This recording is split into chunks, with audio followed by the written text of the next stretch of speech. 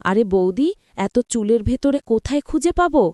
এই কাজে আমি একদম নতুন। এর আগে কখনোই আমি এই গাছে উঠিনি। তুমি যদি গাছের আগাছা পরিষ্কার করতে, তাহলে হয়তো কাজটা করতে খুব সুবিধে হতো।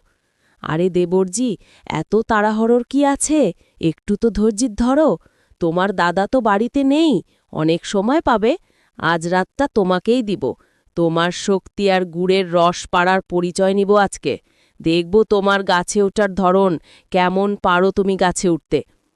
এভাবেই কথাগুলো বলছিলেন অঞ্জলি তার দেবরকে। বন্ধুরা, কেনই বা অঞ্জলি তার দেবরকে প্রতিদিন রাতে তার ঘরে নিয়ে গিয়ে গাছে ওঠার শক্তির পরিচয় নিতেন, তা শুনলে তোমরা অবাক হয়ে যাবেন।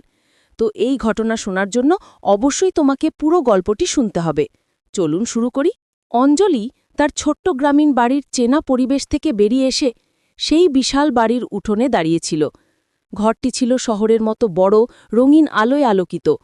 চারিপাশে সুগন্ধ ছড়ানো ফুল আর আতশবাজির শব্দে পুরো পরিবেশ যেন একটি স্বপ্নের মতো লাগছিল। আজকের দিনটি ছিল তার জীবনের সবচেয়ে বড় দিন, বিয়ে। তার চোখে আনন্দের সঙ্গে এক অদ্ভুত নীরব ভয়ও কাজ করছিল। ছোটবেলা থেকেই সে স্বপ্ন দেখত, ভালোবাসা, সুখী সংসার, শান্তি। কিন্তু আজ এই স্বপ্ন কি বাস্তব হয়ে উঠবে? সে জানত না। বিয়ের অনুষ্ঠানে অতিথিরা সবাই আনন্দে মেতে উঠেছিল। আত্মীয়স্বজনের হাসি, শুভেচ্ছার ধারা, বর ও কনের জন্য সাজানো মধুর মঞ্চ, সবকিছু যেন এক কাব্যবিক দৃশ্য। অঞ্জনি তার স্বামীকে দেখল। লোকটি ছিলেন শহরের নামী পরিবার থেকে, অত্যন্ত ধনী, রুচিশীল। প্রথম চোখে দেখেই মনে হল তার স্বামী যতই ব্যস্ত হোক, একজন ভালো মানুষ। কিন্তু সময়ের সঙ্গে সঙ্গে বাস্তবতা প্রকাশ পেল। প্রথম রাত থেকেই দেখা গেল তার স্বামী ছিলেন ব্যস্ত। সকালে বেরোতেন, সারাদিন ফোনে ব্যস্ত থাকতেন। রাতে খুব কম সময়েই ফিরতেন। অঞ্জলির চোখে স্বপ্নের আলো ফিকে হতে লাগল। সে অনুভব করল সুখের ঘরে থাকার পরেও তার হৃদয় একাকী। দিনগুলো কেটে যাচ্ছিল একাকিত্বের ছায়ায়। অঞ্জলি ঘরে বসে নিজের ভাবনা, স্বপ্ন, আশা ও হাহাকার নিয়ে কাটত। প্রথমে সে নিজেকে বোঝাত সময় মতো সব ঠিক হয়ে যাবে।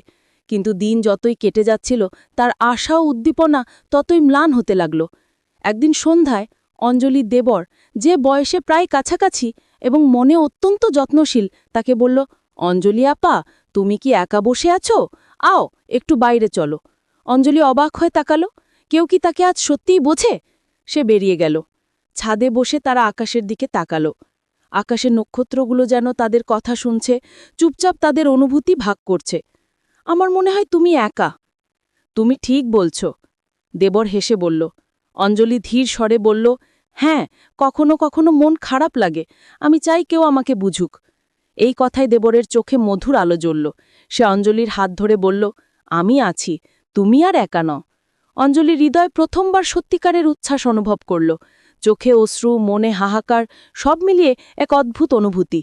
সে বুঝতে পারল জীবন তার কল্পনার চেয়েও অনেক গভীর। কেউ তাকে সত্যিই বোঝে। এই মুহূর্তে অঞ্জলির মনে প্রথমবার ভালোবাসার স্পন্দন বাজতে লাগল। কিন্তু এই ভালোবাসা ছিল অপরাধী, ফরবিডেন। তার স্বামী ছিল তার জীবনের আনুষ্ঠানিক অংশ। এই দ্বন্দ্বের মধ্যে তার হৃদয় দোলায়মান।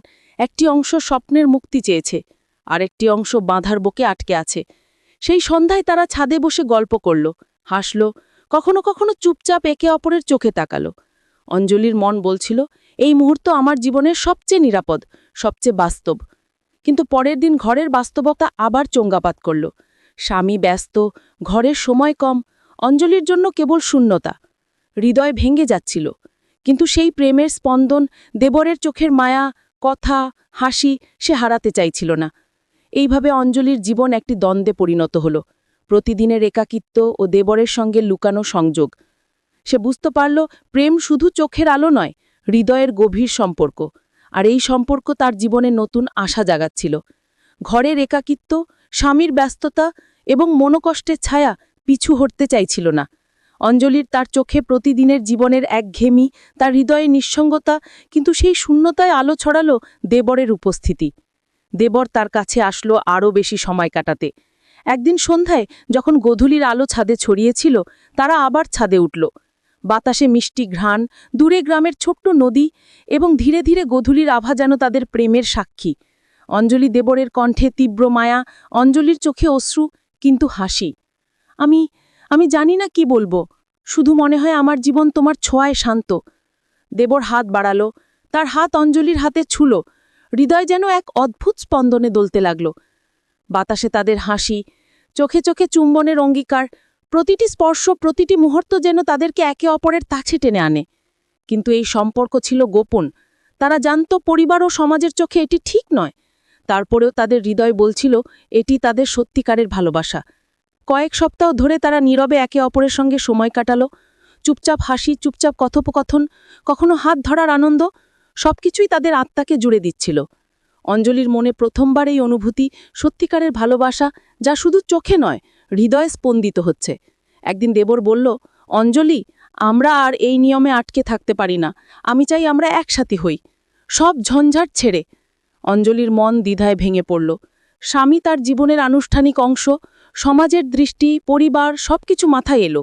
কিন্তু হৃদয় বলল, এই ভালোবাসা হারালে আমি আর বাঁচতে পারবো না। তাদের রাতের আকাশে তারা গল্প করল, হাত ধরি স্বপ্ন আঁকল। দেবরের কণ্ঠে ছিল মায়া, অঞ্জলির চোখে ছিল উচ্ছ্বাস। একে অপরের স্পর্শে রাতের নিস্তব্ধতা ভেঙে গেল। কিন্তু তারা জানত তাদের এই সম্পর্কটি গোপন রাখতে হবে।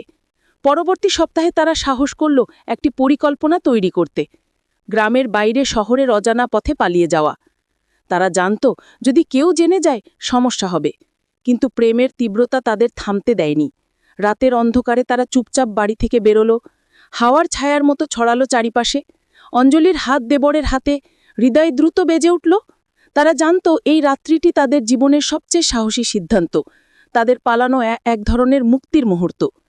শহরের অজানা রাস্তায় হেঁটে হেঁটে তারা একে অপরকে বলল, এবার আমরা একসাথে, তুমি আর আমি। কিন্তু বাস্তবতা ধীরে ধীরে তাদের পিছু নিল। পরিবারের খোঁজ, সমাজের চাপ, সবকিছুই ছিল সামনে। তারা জানত এই সম্পর্কের জন্য তারা শুধুমাত্র নিজেদের নয়, সবকিছুকে ঝুঁকিতে ফেলেছে। অঞ্জলির হৃদয় উত্তেজনার ভয় দুটি দুটি অনুভূতির মধ্যে দোলাচল করছিল।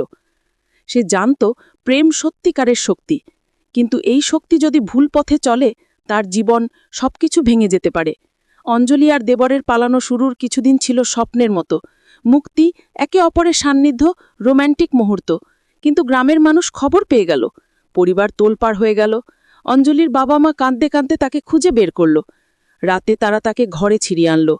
অঞ্জলির হৃদয় ভেঙে গেল। দেবরের হাত ছাড়তে হয়েছে, তার চোখের আলো ম্লান হয়েছে। অঞ্জলি, তুমি কি বুঝতে পারো তুমি আমাদের জন্য কি করেছ? তার বাবার কণ্ঠে দুঃখ, চোখে কাঁদি। আমি শুধু ভালোবাসি, কেউ আমাকে বুঝতে চাইছে বাবা। কিন্তু পরিবারকে বোঝানো সহজ ছিল না। শ্বশুর নতুন করে চাপ দিতে লাগল,